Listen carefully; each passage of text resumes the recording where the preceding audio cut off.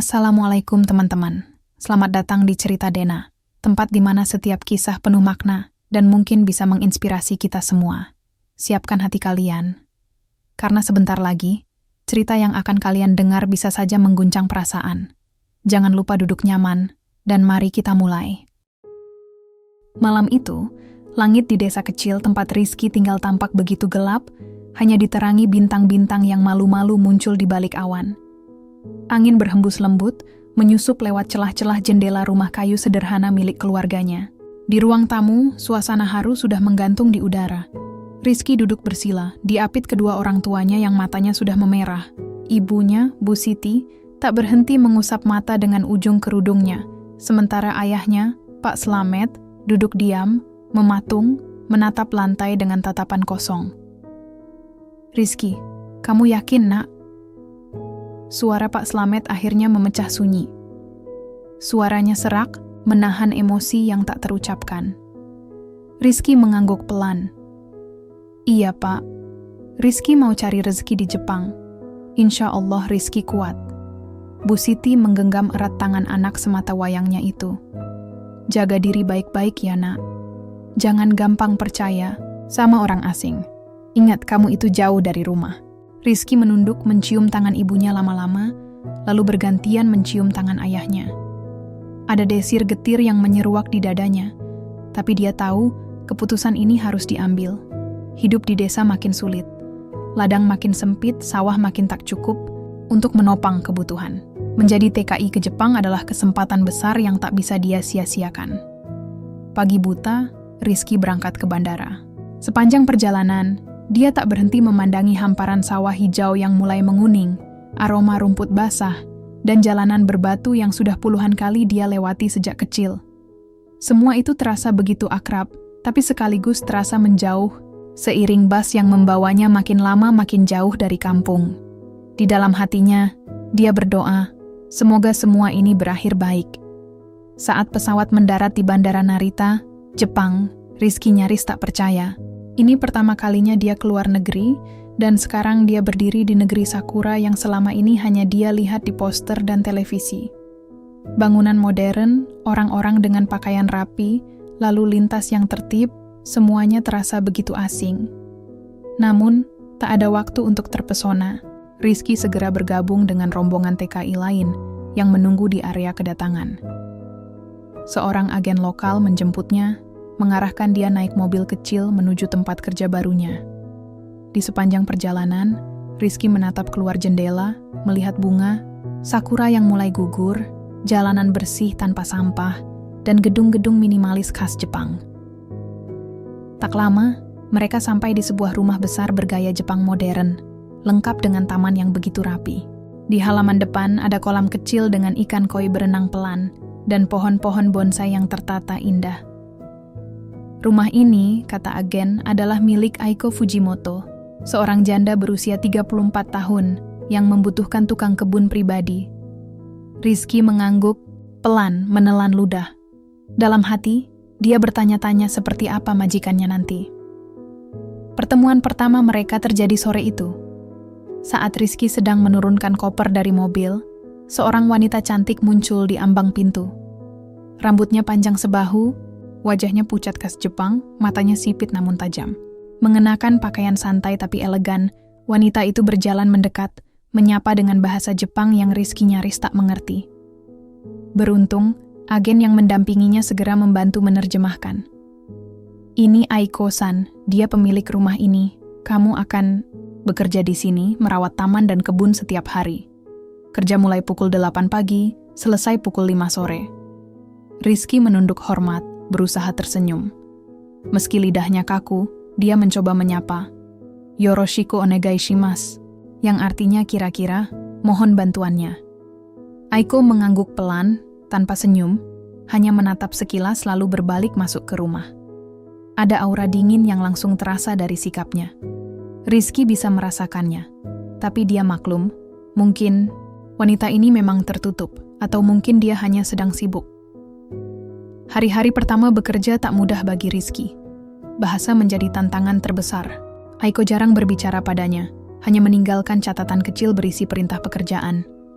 Beruntung, Rizky menemukan aplikasi penerjemah di ponselnya, yang sedikit banyak membantunya memahami maksud catatan-catatan itu.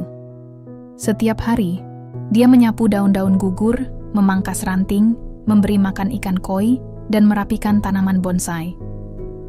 Taman rumah Aiko benar-benar indah, seperti taman impian yang sering dia lihat di film-film Jepang. Namun, pekerjaan ini bukan tanpa tantangan.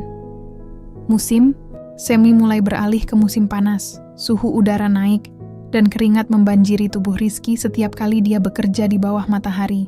Kadang-kadang, Aiko muncul di teras, mengawasi dari jauh. Pandangannya selalu tenang, tapi matanya menyimpan sesuatu. Entah kesedihan, entah kekosongan, Rizky tak tahu pasti. Sesekali mereka berpapasan di halaman. Aiko hanya mengangguk pelan, tanpa banyak bicara. Rizky pun hanya membalas dengan senyum sopan. Lama-lama, dia mulai penasaran. Siapa sebenarnya wanita ini? Kenapa tinggal sendirian di rumah sebesar ini? Kenapa dia selalu tampak sepi, meski punya segalanya? Suatu sore, setelah hujan turun deras, Rizky bekerja membersihkan taman dari ranting patah. Tanpa sengaja, dia mendengar suara isakan kecil dari arah teras belakang. Saat dia mendekat, dia melihat Aiko duduk sendirian, memeluk lutut, wajahnya tersembunyi di balik lengan. Bahunya berguncang pelan, menandakan dia sedang menangis. Rizky tertegun. Ini pertama kalinya dia melihat sisi rapuh dari majikannya. Rasa iba merayap dalam dadanya, tapi dia tak tahu harus berbuat apa. Dalam budaya Jepang, mencampuri urusan pribadi majikan bisa dianggap lancang. Jadi dia hanya berdiri di kejauhan, memandangi dari jauh, berharap Aiko akan baik-baik saja. Hari-hari berikutnya, Rizky bekerja dengan lebih hati-hati. Dia memperhatikan detail-detail kecil yang sebelumnya tak terlalu dia pedulikan. Bagaimana Aiko selalu duduk sendirian di ruang tamu setiap malam, memandang keluar jendela dengan tatapan kosong. Bagaimana dia jarang sekali berbicara dengan siapapun, bahkan dengan kurir yang mengantar paket. Rumah itu terasa sunyi, seperti hanya diisi bayang-bayang masa lalu. Rizky mulai menyadari bahwa pekerjaan ini bukan hanya soal merawat kebun, tapi juga soal menghadapi kesepian yang menghantui rumah itu. Dan entah bagaimana, dia merasa perlahan-lahan terlibat lebih dalam, bukan hanya sebagai pekerja, tapi sebagai seseorang yang diam-diam ikut merasakan kesepian yang sama. Pada malam hari, saat Rizky kembali ke kamarnya yang kecil di paviliun belakang, dia sering merenung. Rasanya seperti hidup di dua dunia. Satu, dunia di mana dia adalah pemuda desa sederhana dari Jawa yang hanya ingin mencari nafkah. Dan satu lagi, dunia di mana dia menjadi bagian kecil dari kehidupan seorang wanita asing yang hatinya penuh luka. Kadang-kadang, dia merasa rindu kampung halaman. Rindu suara gamelan, rindu aroma nasi goreng buatan ibunya, rindu tawa teman-temannya di warung kopi. Tapi setiap kali dia berdiri di taman belakang, memandangi lampion-lampion kecil yang tergantung di pohon sakura, dia merasa seperti sedang berjalan di mimpi yang tak pernah dia bayangkan. Rizky tahu ini baru permulaan. Dia masih harus belajar banyak, menyesuaikan diri, dan membuktikan bahwa dia layak bekerja di sini. Namun jauh di dalam hatinya, dia mulai merasa ada sesuatu yang lebih besar menunggunya di rumah ini. Sesuatu yang mungkin akan mengubah hidupnya selamanya. Dan tanpa dia sadari, setiap langkah kecil yang dia ambil di taman itu, setiap tatapan singkat dari Aiko, setiap percakapan canggung yang terjadi, perlahan menenun benang-benang takdir yang akan membawa mereka berdua pada cerita yang tak pernah mereka duga sebelumnya. Hari-hari terus berganti, dedaunan sakura mulai luruh satu persatu dari tangkainya. Musim panas kian mendekat, namun hawa di rumah Aiko tetap terasa dingin. Tak ada suara tawa, tak ada obrolan akrab, hanya bunyi rintik hujan yang sesekali menghantam jendela dan langkah kaki Rizky di halaman yang terus membersihkan dedaunan, memotong rumput, dan merawat bunga-bunga. Namun perlahan, perubahan kecil mulai muncul. Aiko, yang sebelumnya hanya muncul dari balik pintu untuk sekadar melihat keadaan, taman kini mulai berdiri lebih lama di beranda. Kadang dengan cangkir teh di tangan, kadang hanya berdiri sambil memandangi Rizky bekerja.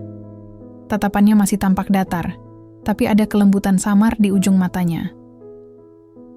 Rizky menyadarinya. Ia pun jadi semakin rajin, bukan sekadar karena kewajiban, tapi karena ia mulai ingin membuat taman itu menjadi lebih hidup. Ia menyusun ulang pot bunga, menanam jenis tanaman baru di pinggir kolam koi, dan bahkan membuat hiasan bambu kecil di dekat pintu masuk. Suatu pagi, saat Rizky tengah memberi makan ikan, Aiko datang menghampiri, pelan-pelan. Untuk pertama kalinya, ia berbicara langsung dengan nada yang agak lebih ramah. "Kamu suka merawat taman?" katanya dalam bahasa Jepang. Pelan Rizky agak kaget. Ia terdiam sejenak sebelum membalas, dengan aksen yang masih kaku. "Iya, suka.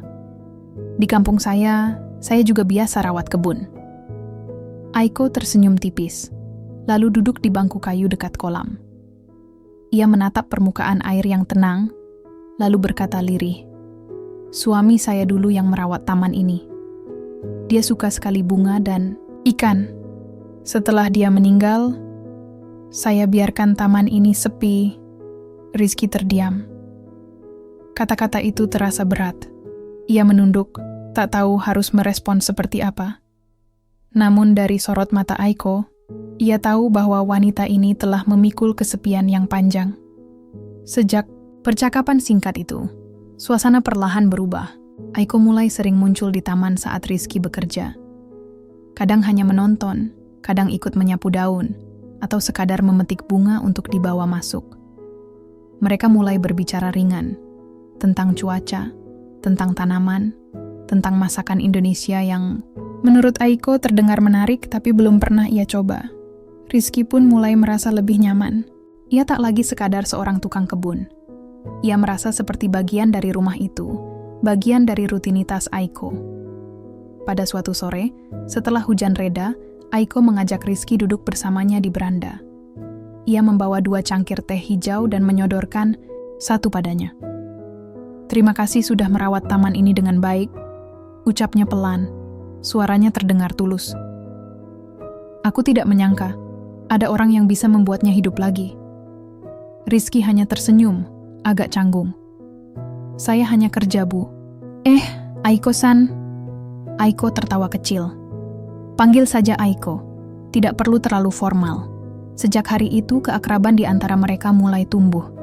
Tidak meledak-ledak, tapi pelan dan konsisten, seperti tetes hujan yang perlahan membasahi tanah. Setiap hari, obrolan mereka semakin panjang. Aiko mulai bercerita tentang kehidupannya sebelum suaminya meninggal. Ia dulunya adalah guru seni, suaminya seorang arsitek lanskap. Mereka membangun rumah itu bersama, dengan taman yang menjadi simbol cinta mereka berdua. "Saat dia sakit, aku tak punya waktu merawat taman ini," kata Aiko suatu malam, saat mereka duduk bersama di teras. "Aku sibuk di rumah sakit, sampai-sampai lupa cara tersenyum." Rizky mendengarkan dalam diam. Kadang, ia tak sepenuhnya mengerti setiap kata dalam bahasa Jepang yang belum sempurna ia kuasai, tapi intonasi suara Aiko sudah cukup menjelaskan. Banyak hal, namun di balik kehangatan yang mulai muncul, ada juga sesuatu yang aneh yang Rizky rasakan. Ketegangan halus, tatapan Aiko yang kadang terlalu lama tertuju padanya, sentuhan ringan yang kadang terasa tidak sengaja, seperti ada sesuatu yang menekan dari bawah permukaan. Pada malam-malam sunyi, Rizky sering terbangun. Ia mendengar suara langkah pelan di dalam rumah utama, kadang suara musik piano dari rekaman lama. Rumah itu masih dibayangi masa lalu, tapi kini mulai menampakkan celah untuk masa depan. Suatu malam, Aiko tiba-tiba muncul di pavilion tempat Rizky tinggal, membawa sepiring makanan dan 2 kaleng bir Jepang. "Aku tahu kamu belum makan malam. Aku masak ayam teriyaki. Meski mungkin tak seenak masakan Indonesia." Rizky terkejut, tapi segera menyambut dengan sopan. Mereka makan di teras pavilion, bercakap ringan. "Rizky," Aiko menatap langit. "Apa kamu tidak kesepian di sini?" Pertanyaan itu membuat dada Rizky bergetar. Ia menoleh. "Kadang, tapi saya sudah terbiasa." Aiko mengangguk pelan. "Aku juga, sudah 2 tahun, tapi rasanya masih hampa."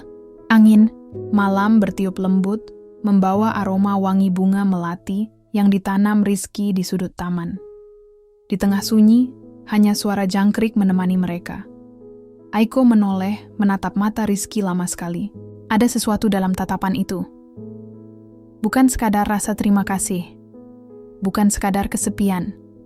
Tapi lebih dalam, lebih rumit. Rizky menunduk. Ia merasa jantungnya berdetak lebih cepat. Ia tahu, ada batas yang tak seharusnya dilanggar. Tapi entah kenapa, ia tak bisa berpaling. Malam itu berakhir tanpa kata-kata lagi. Aiko pamit pulang dengan senyum tipis, dan Rizky duduk sendiri hingga larut malam, menatap langit Jepang yang kini terasa berbeda. Ia bertanya pada dirinya sendiri, apa ini perasaan atau hanya belas kasihan? Namun malam-malam berikutnya, Aiko mulai sering datang. Kadang hanya membawa teh, kadang hanya duduk tanpa bicara. Diam mereka pun terasa cukup, seolah saling mengisi kekosongan. Rizky mulai memahami satu hal. Aiko bukan hanya kesepian karena kehilangan suami, tapi juga karena tak ada lagi yang benar-benar melihat dirinya sebagai manusia. Dan entah sejak kapan, Rizky mulai merasa ingin menjadi seseorang yang melihat itu. Yang hadir bukan hanya karena pekerjaan, tapi karena ia peduli. Namun dia juga sadar, jika terus seperti ini, akan ada batas yang terlampaui.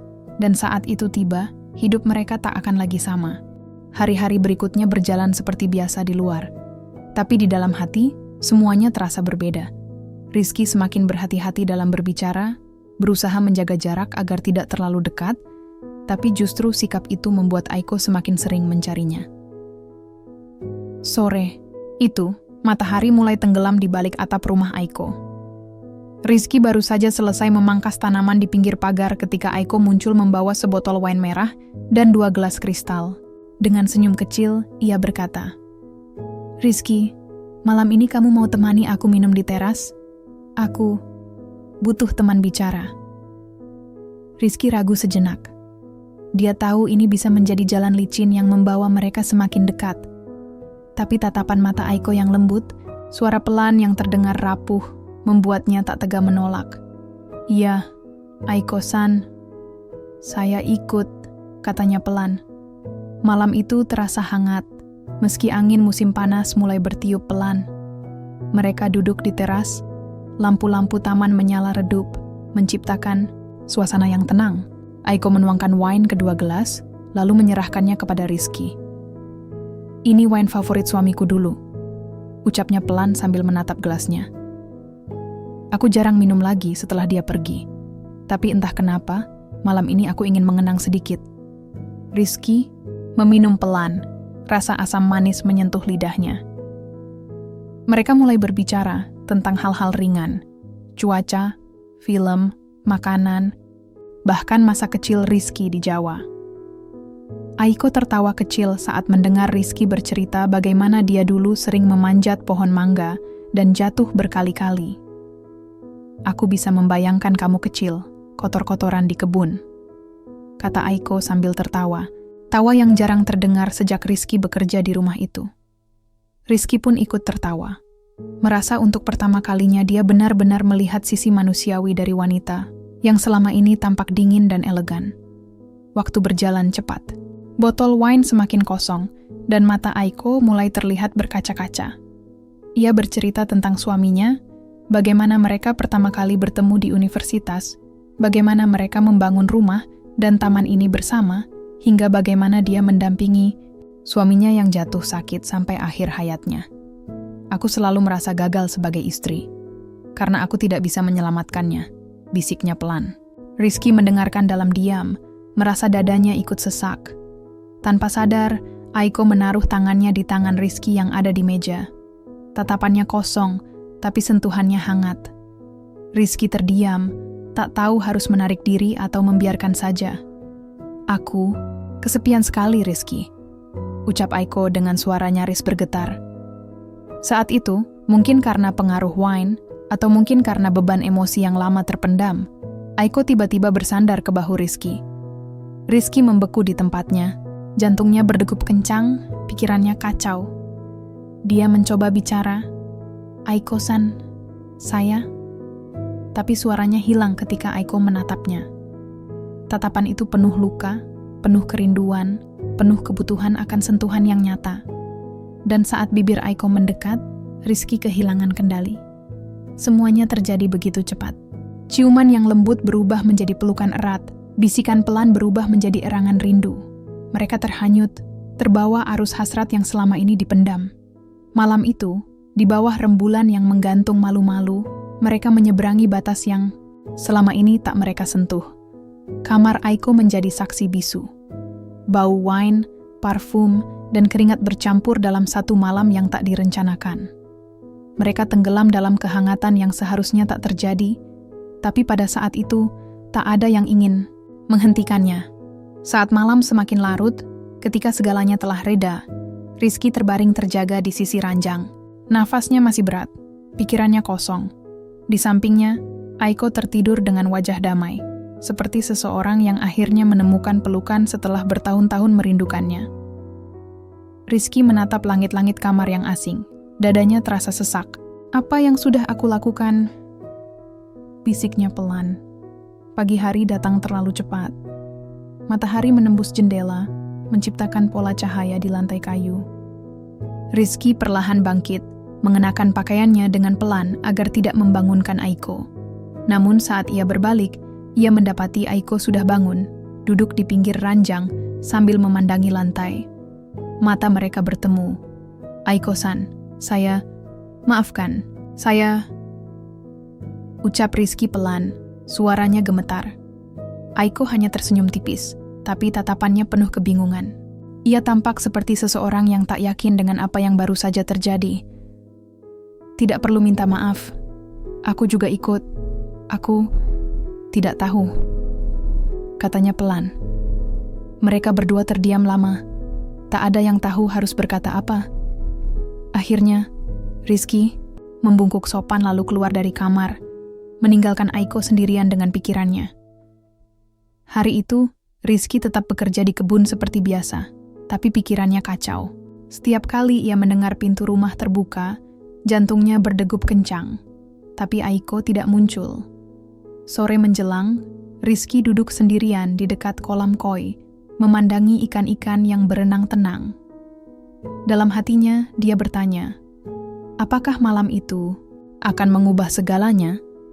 Ataukah mereka berdua akan pura-pura melupakan dan melanjutkan hidup seperti biasa?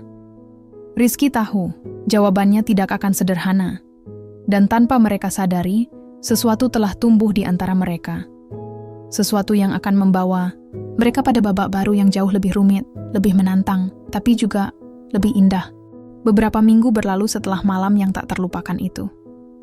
Rizky kembali bekerja seperti biasa, mencoba mengubur dalam-dalam apa yang telah terjadi.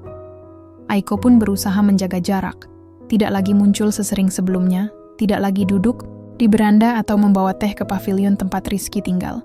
Mereka berdua diam-diam mencoba menyembuhkan diri masing-masing, berharap waktu bisa memudarkan malam yang mengaburkan batas antara kesepian dan cinta. Namun, waktu justru membawa kejutan lain. Suatu pagi, Rizky sedang memangkas semak-semak di pojok taman ketika Aiko memanggilnya dari beranda. Suaranya terdengar pelan, nyaris bergetar. Rizky, bisakah kamu masuk sebentar? Aku ingin bicara. Rizky merasa jantungnya berdebar tak karuan. Sepanjang beberapa minggu terakhir, Aiko hampir tak pernah memanggilnya masuk ke rumah utama. Dengan gugup, ia membersihkan tangannya, merapikan seragam kerjanya, lalu melangkah masuk. Di ruang tamu, Aiko duduk di sofa dengan tangan yang saling menggenggam erat. Wajahnya pucat, matanya sembab seolah habis menangis. Rizky berdiri kikuk di depan pintu, tak berani mendekat. Ada apa, Aiko-san? Tanyanya pelan. Aiko mengangkat wajahnya, berusaha tersenyum tapi gagal. Aku baru pulang dari dokter. Nafasnya berat, seolah setiap kata adalah beban. Aku hamil, Rizky. Dunia seolah berhenti berputar. Rizky membeku di tempatnya. Dadanya terasa seperti dihantam palu, telinganya berdenging. Untuk sesaat, ia bahkan merasa sulit bernapas. Hamil? Ulangnya, nyaris tak percaya. Aiko mengangguk pelan, matanya mulai berkaca-kaca lagi. Aku tahu ini mengejutkan. Aku juga terkejut. Tapi aku sudah memeriksa 2 kali. Dokter memastikan. Rizky terdiam. Tangannya gemetar. Pikirannya berkecamuk. Ia mundur selangkah, lalu duduk di kursi dekat pintu, menunduk dalam-dalam. Tubuhnya terasa panas dingin. Bagaimana ini bisa terjadi? Apa yang harus dia lakukan? Aiko-san, katanya pelan, suara serak. Maaf, saya harus pulang. Saya tidak bisa.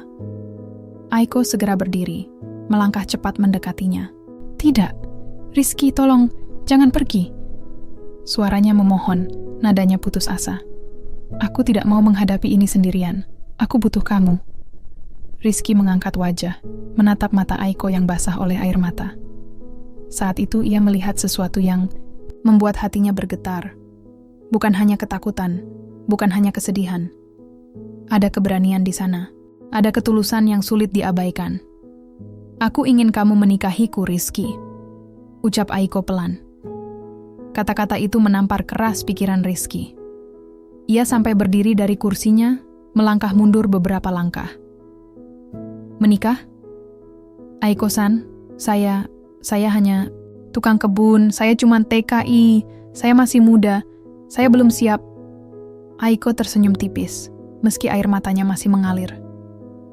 Aku tahu siapa kamu, Rizky. Aku tidak butuh kekayaanmu, aku tidak butuh statusmu. Aku hanya ingin kamu ada di sisiku, membesarkan anak ini bersama. Aku mencintaimu. Rizky menggeleng pelan. Ini gila. Saya baru 22 tahun. Anda 34 tahun.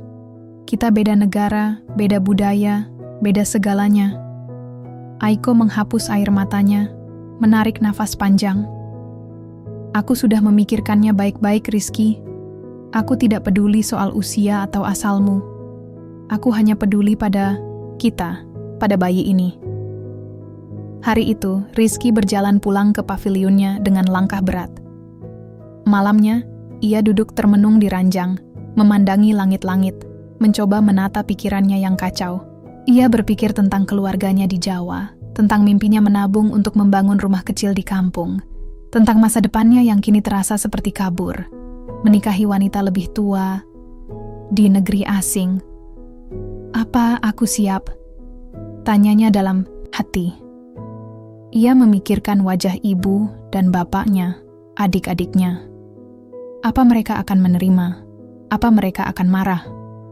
Apa dia bisa membawa Aiko dan anak mereka suatu hari nanti ke kampung halamannya? Di satu sisi, Rizky merasa takut. Hidupnya berubah begitu cepat, jauh dari rencana awalnya. Tapi di sisi lain, ada sesuatu di dalam hatinya yang pelan-pelan menyadari.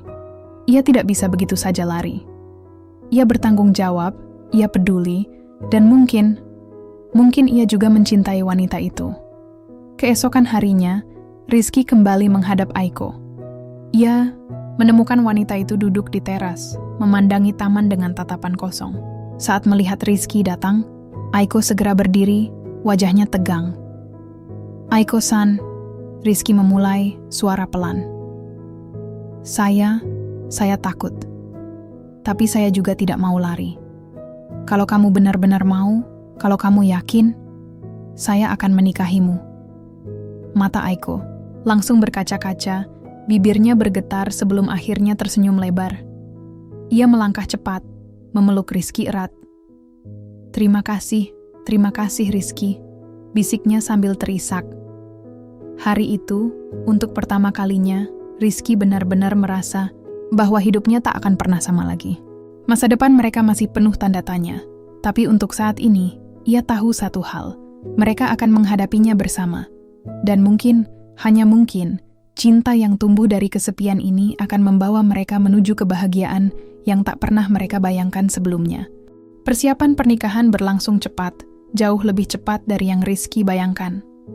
Aiko bergerak dengan penuh semangat, mengurus semua dokumen legal, mengurus pernikahan resmi di catatan sipil Jepang, bahkan menyewa tempat kecil nan elegan untuk resepsi sederhana. Rizky sempat merasa kikuk. Di satu sisi, ia berterima kasih karena Aiko menanggung semua biaya. Tapi di sisi lain, hatinya gelisah. Ia merasa seperti hanya menempel pada kehidupan Aiko. Hari pernikahan pun tiba.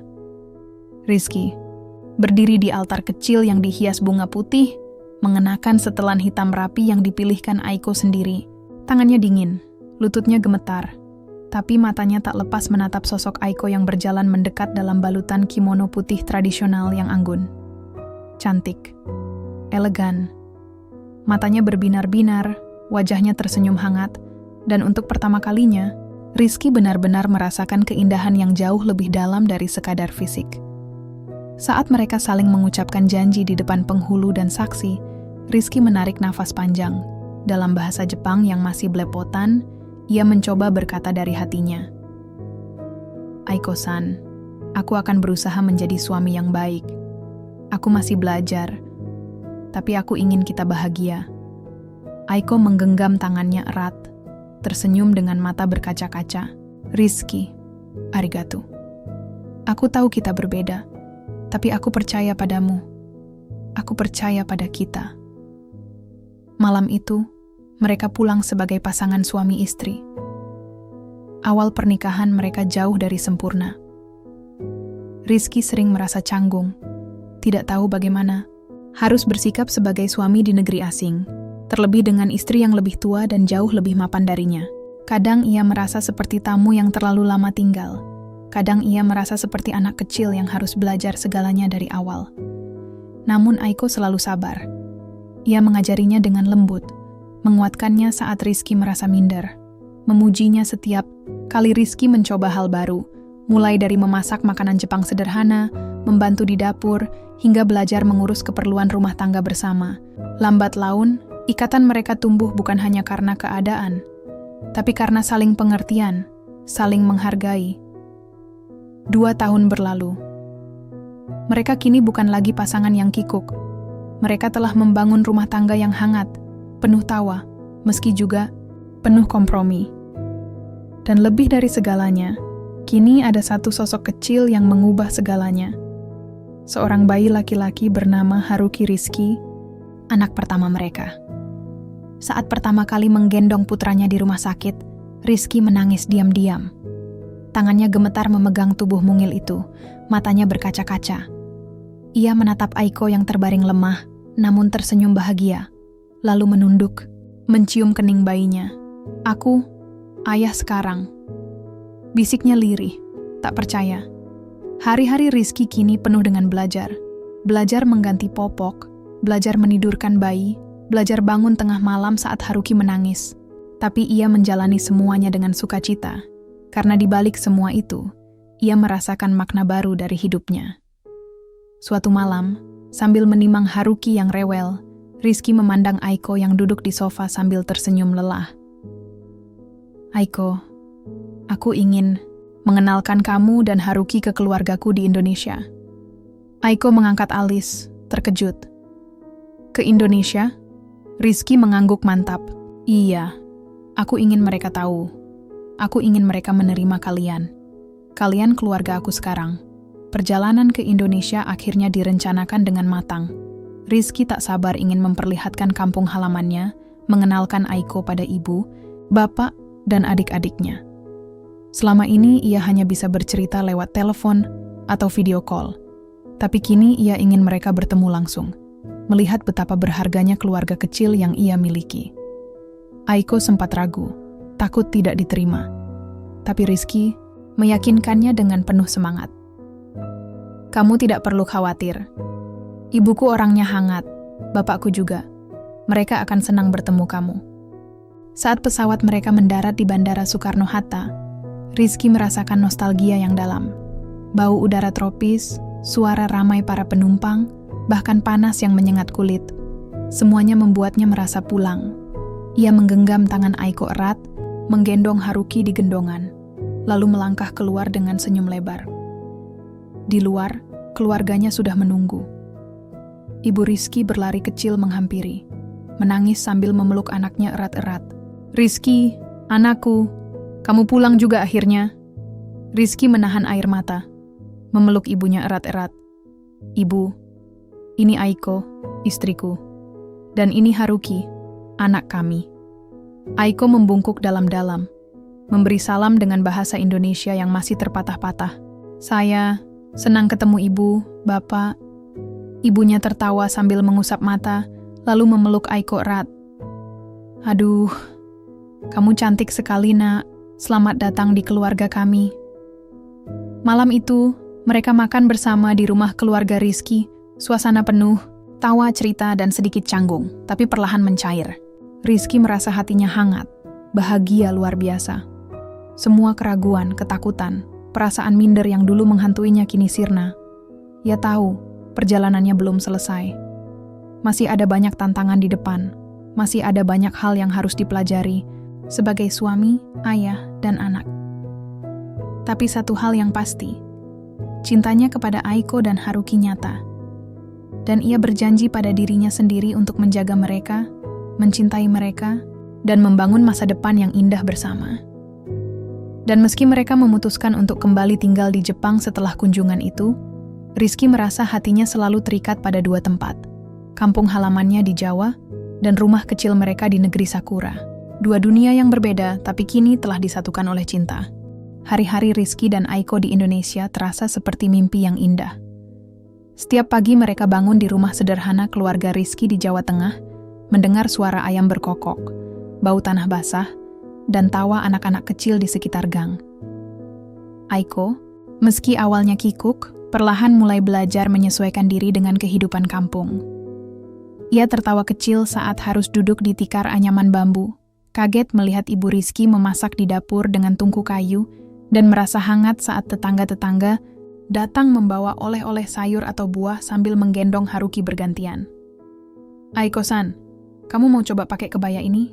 tanya ibu Rizky suatu sore sambil menunjukkan kain tradisional berwarna biru. Aiko tersenyum kikuk. "Saya mau coba, Ibu," jawabnya dalam bahasa Indonesia yang masih terbata, tapi dipenuhi semangat belajar. Rizky mengamati dari sudut ruangan sambil tersenyum. Ia tidak pernah membayangkan bahwa seorang wanita Jepang, yang dulu hanya ia lihat dari kejauhan sebagai majikannya, kini duduk bersama ibunya, belajar membungkus tubuhnya dengan kain Jawa, bercanda meski kadang salah paham bahasa. Sesuatu dalam hatinya merasa penuh, utuh, seolah lingkaran hidupnya akhirnya menyatu. Beberapa bulan tinggal di Indonesia, mereka berusaha menjalani hari-hari dengan sederhana. Aiko belajar menikmati makan tempe goreng dan sambal meski kepedasan. Haruki mulai bermain dengan anak-anak tetangga, mengejar ayam di pekarangan, tertawa riang tanpa beban. Rizky membantu ayahnya di kebun, sesekali ikut bapaknya ke sawah, sesuatu yang dulu tak sempat ia lakukan sebelum berangkat ke Jepang. Namun, seiring waktu, sebuah pertanyaan besar mulai muncul di benak mereka. Apakah mereka akan menetap di Indonesia selamanya? Suatu malam, setelah Haruki tertidur lelap di kamar kecil mereka, Rizky dan Aiko duduk berdua di teras depan. Angin malam bertiup sejuk, suara jangkrik terdengar samar, dan bulan menggantung bulat di langit. Aku merasa nyaman di sini, bisik Aiko pelan, sambil menyandarkan kepala di bahu Rizky. Keluargamu baik sekali, tetanggamu ramah, semua terasa hangat. Rizky menggenggam tangan istrinya, mengusap lembut punggung tangannya. Aku juga senang kamu bisa mengenal kampungku. Aiko, aku merasa lengkap. Namun kemudian Aiko mengangkat wajahnya, menatap suaminya dalam-dalam. Tapi, masa depan Haruki, sekolahnya, pendidikannya, aku rasa di Jepang akan lebih baik. Kamu setuju? Rizky menghela nafas panjang. Sejak awal, ia sudah memikirkan, ini, memang ada kenyamanan luar biasa di kampung, tapi ia juga tahu, ada keterbatasan yang tak bisa mereka abaikan, terutama untuk masa depan anak mereka. Aku tahu, Aiko, ucapnya pelan. Aku juga ingin dia punya kesempatan yang lebih baik. Dan mungkin, kita harus kembali ke Jepang. Keputusan itu tidak diambil dengan mudah. Malam-malam berikutnya dihabiskan dengan diskusi panjang, bersama orang tua Rizky, menjelaskan keputusan mereka untuk kembali. Ibu Rizky sempat menangis, memeluk Haruki erat-erat seolah enggan melepaskan cucu pertamanya. Tapi pada akhirnya, ia tersenyum pasrah, mengusap kepala Rizky dengan lembut. Anakku, aku tahu kamu harus memilih jalanmu sendiri. Jangan khawatirkan kami di sini, kami selalu mendoakan kalian, kata ibunya dengan suara bergetar. Hari keberangkatan pun tiba. Di bandara, keluarga besar Rizky datang mengantar, membawa bekal, oleh-oleh, bahkan kain batik untuk dikenang. Aiko membungkuk berkali-kali, berterima kasih dengan mata berkaca-kaca. Haruki memeluk nenek dan kakeknya erat-erat, meski belum sepenuhnya mengerti bahwa mereka akan berpisah jauh. Saat pesawat lepas landas, Rizky memandang keluar jendela, melihat daratan Indonesia perlahan mengecil, lalu hilang di balik awan. Ia menggenggam tangan Aiko, mencium kening Haruki, dan menutup mata sejenak. Di hatinya, ada perasaan campur aduk, sedih meninggalkan kampung, tapi juga bersemangat untuk memulai babak baru. Kembali di Jepang, mereka memulai hidup dari awal lagi. Tapi kali ini semuanya terasa berbeda. Rizky tidak lagi sekadar seorang TKI yang bekerja di rumah Aiko. Ia kini seorang suami, seorang ayah, seorang pria yang dihargai dan dicintai. Bersama-sama, mereka membangun kehidupan kecil mereka, melewati hari-hari dengan tawa dan kadang air mata, tapi selalu dengan genggaman tangan yang erat. Rizky mulai bekerja di bidang lain, perlahan meninggalkan peran tukang kebun. Ia belajar bahasa Jepang lebih serius, mengikuti pelatihan, mencoba membuka peluang baru. Aiko, yang dulunya hanya mengurus rumah besar peninggalan almarhum suaminya, kini lebih sibuk sebagai seorang ibu, mendampingi Haruki tumbuh besar, menemani Rizky membangun masa depan mereka. Malam-malam mereka kini dipenuhi suara Haruki yang berlari-lari di dalam rumah, suara tawa kecil, suara cerita-cerita sederhana tentang masa kecil di Jawa yang diceritakan Rizky pada Aiko. Mereka sering duduk di teras, memandangi bintang, berbicara tentang impian-impian mereka. Bukan lagi hanya tentang diri sendiri, tapi tentang keluarga kecil mereka. Dan meski mereka tinggal jauh dari Indonesia, Rizky selalu membawa kampung halamannya di hatinya. Di rumah kecil mereka di Jepang, selalu ada kain batik tergantung di dinding, selalu ada kotak kecil berisi rempah-rempah dari ibunya, selalu ada cerita-cerita Jawa yang ia bisikkan pada Haruki sebelum tidur. Di akhir cerita ini, kita melihat mereka duduk bersama di taman belakang rumah. Aiko menggandeng tangan Rizky, Haruki berlarian mengejar kupu-kupu di rerumputan. Matahari sore memancar lembut, membungkus mereka dalam cahaya keemasan. Rizky tersenyum pada Aiko, lalu berbisik, "Terima kasih sudah percaya padaku, Aiko." Aiko menggeleng pelan, tersenyum hangat. "Dan terima kasih kamu mau tinggal di sisiku, Rizky." Mereka tertawa kecil, lalu sama-sama memandang Haruki yang kini berlari memeluk mereka, tertawa bahagia. Akhirnya, mereka sadar bahwa cinta tidak mengenal batas negara, tidak mengenal usia, tidak mengenal status. Yang penting adalah keberanian untuk memilih, untuk mencintai, untuk membangun bersama, apapun tantangan yang menghadang.